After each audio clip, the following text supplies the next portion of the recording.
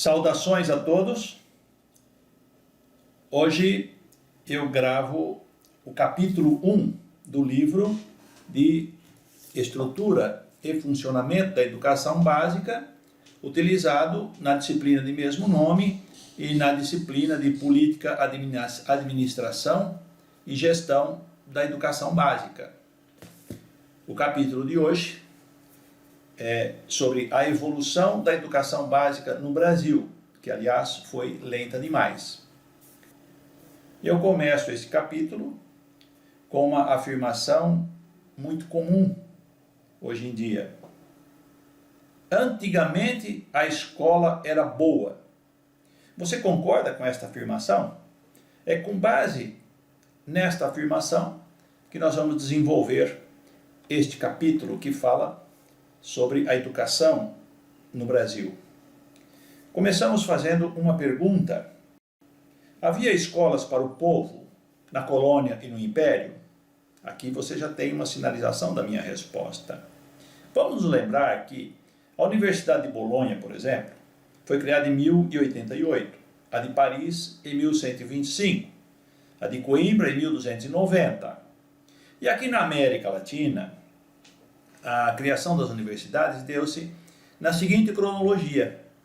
Em 1538 foi criada a Universidade de Santo Domingo, na República Dominicana. 1551, no México. Ainda em 1551, a Universidade de São Marcos, em Lima, Peru. Em 1580, a Universidade São Tomás, em Bogotá, Colômbia. Em 1586, a Universidade de São Fulgêncio, em Quito, Equador. Em 1597, em Cusco, Peru. Vejam bem, na América Latina, de colonização espanhola, a universidade foi criada no século XVI. E no Brasil? No Brasil, colonizado pelos portugueses, que não queriam repartir o conhecimento e queriam dominar a ideologia em toda a extensão do seu reino, a universidade foi muito tardia, não foi criada no tempo do Império e da colônia.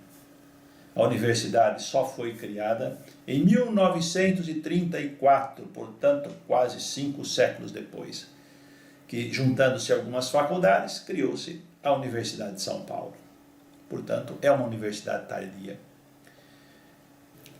Podemos dividir a educação no Brasil em 6 períodos. O primeiro período, chamado período heróico, que vai de 1549 a 1570, desde a chegada dos primeiros jesuítas.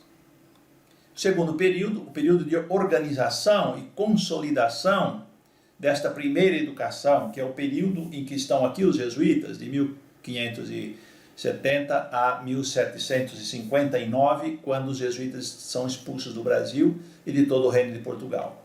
O terceiro período é o período pombalino, que vai da reforma de Pombal, a partir de 1759, até 1827, quando começa o quarto período, período monárquico, de 1827 a 1889, desde a primeira lei de educação, como veremos a seguir. O quinto período, o período republicano, com a sua primeira fase, de 1889 a 1930, e a segunda fase, no período contemporâneo, o sexto período, que vai de 1930, com as reformas de Francisco Campos, até os dias atuais.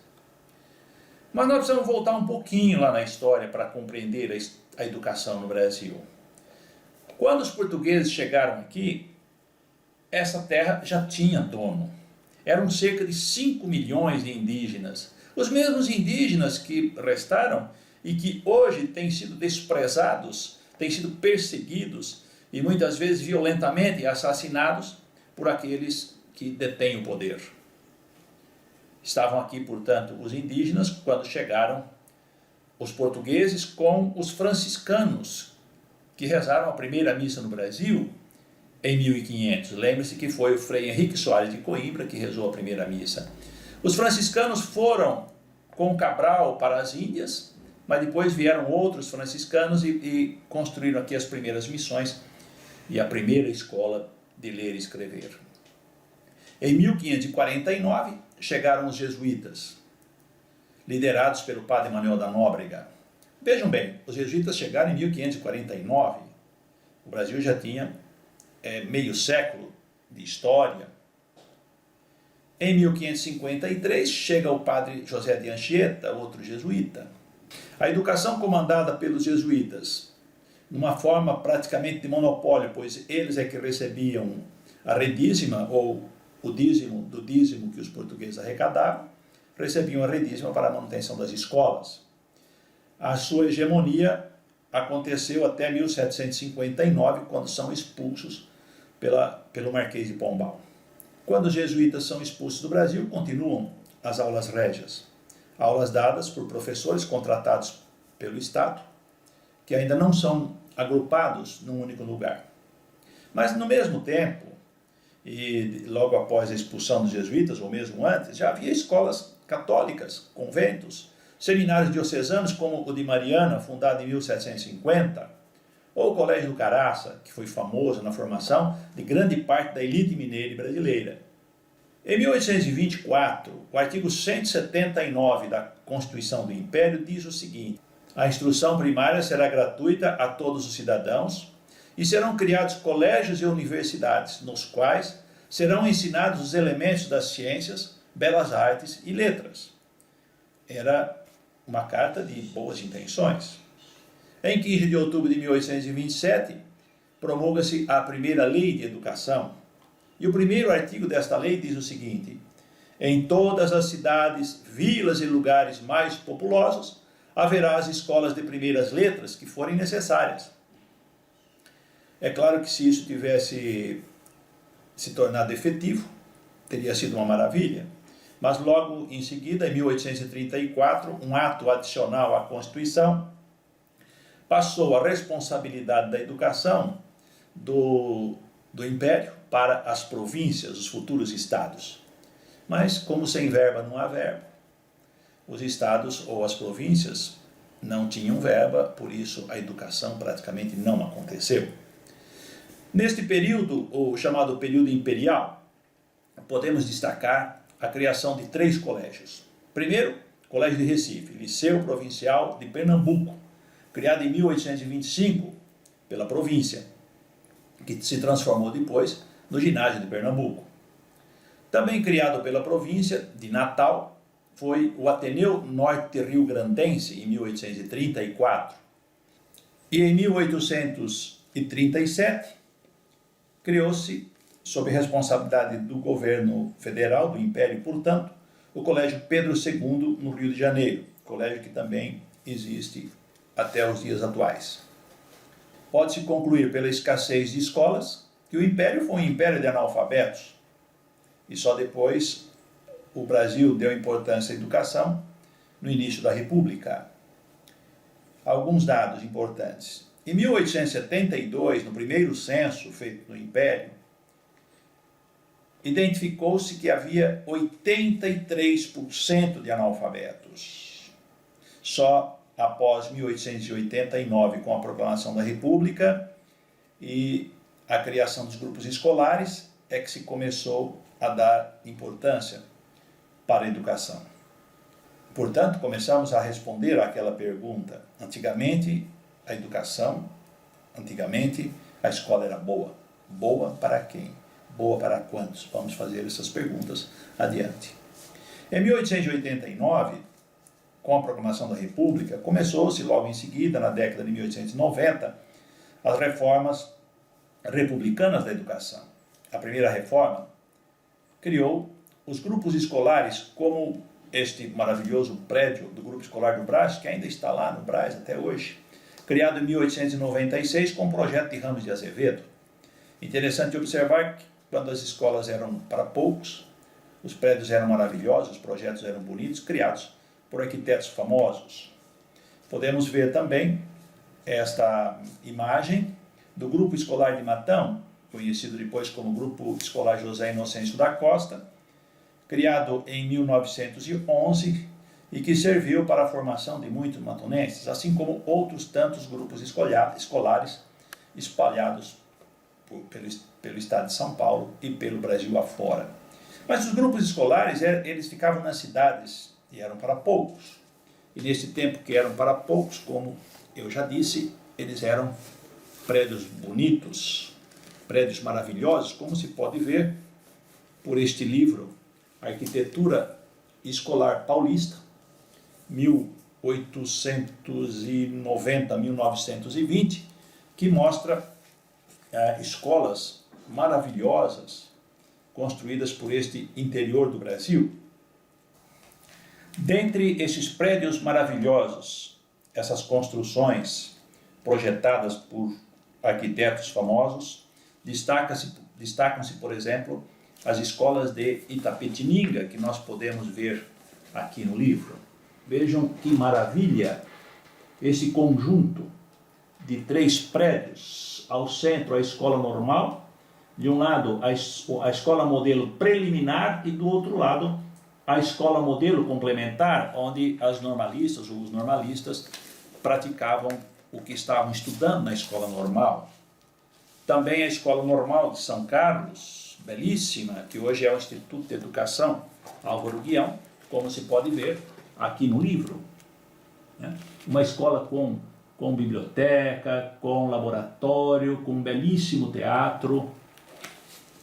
Estes foram os prédios maravilhosos da reforma republicana da educação. Mas nem tudo são flores, nem tudo foi uma beleza assim. A escola era urbana, num período em que a população era rural.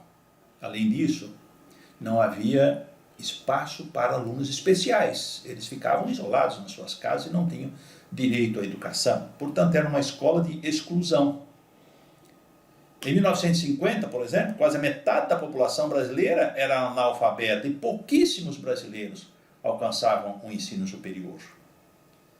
Daí então que inicia-se a massificação da educação só a partir de 1950, com uma qualidade que podemos dizer que tornou-se duvidosa, e daí nós voltamos àquela afirmação inicial, para tentar respondê-la. Quando a escola foi boa? Para quem a escola foi boa? Para quantos a escola foi boa? Para que a escola foi boa? Ou o que é uma escola boa? Podemos dizer que a evolução do direito à educação e da legislação educacional deu-se da seguinte forma. Em 1824, na Constituição do Império, estava prevista a instrução primária. Em 1827, com a Lei de 15 de outubro, previstas as escolas de primeiras letras. Em 1834, no ato adicional, elas são chamadas de escolas elementares e escolas secundárias. Em 1891, com a Constituição da República, sem denominação específica, surgem as reformas estaduais com a criação dos grupos escolares. Em 1934, a Constituição determina que o ensino primário é obrigatório, passa a ser obrigatório. E a Constituição Democrática de 1946 também coloca o ensino primário como obrigatório. Em 1961, enfim, vem a primeira lei de diretriz e base da educação nacional, já prevista na Constituição de 46. A educação se dividia em primária e média, sendo que na escola primária havia o pré-primário até os 7 anos e o primário de 4 anos. Em seguida vinha no ensino médio o ginasial de 4 anos e o colegial de 3 ou 4 anos. A Constituição de 1967 torna o ensino obrigatório e gratuito dos 7 aos 14 anos.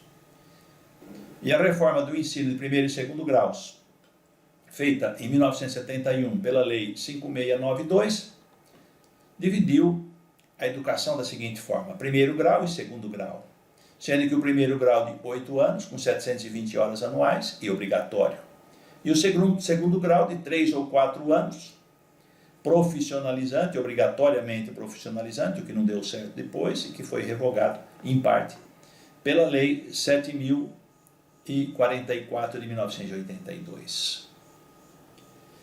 Nesse período em que se dizia que a educação era boa, durante um bom período os estudantes foram alfabetizados por cartilhas, como a cartilha Caminho Suave ou a cartilha Sodré. Muitos foram alfabetizados por essas cartilhas. Hoje, há quem questione os novos métodos de alfabetização e queira voltar ao método fônico dessas cartilhas. Especialistas dizem que não é uma boa ideia voltar atrás da forma como já foi feita no passado, porque houve muito avanço no conhecimento em relação à alfabetização. Diante das dificuldades que nós enfrentamos na educação brasileira, eu quero ser otimista. Eu quero terminar este capítulo com a leitura de um trecho de um poema de Tiago de Mello, que está aqui no livro Educação como Prática da Liberdade, do patrono da educação brasileira, o Paulo Freire. Canção para os fonemas da alegria. Peço licença para algumas coisas, primeiramente para desfraudar este canto de amor publicamente. Ele termina este poema assim: peço licença para terminar, soletrando a canção de rebeldia que existe nos fonemas da alegria. Canção de amor geral que eu vi crescer nos olhos do homem que aprendeu a ler. Ele estava se referindo a Paulo Freire. Canção de amor geral que eu vi crescer nos olhos do homem que aprendeu a ler. Ele escreveu este poema em Santiago do Chile, em 1964. Eu termino dizendo o nome do livro em que este poema está escrito. Faz escuro, mas eu canto, porque a manhã vai chegar. Esperança e resistência.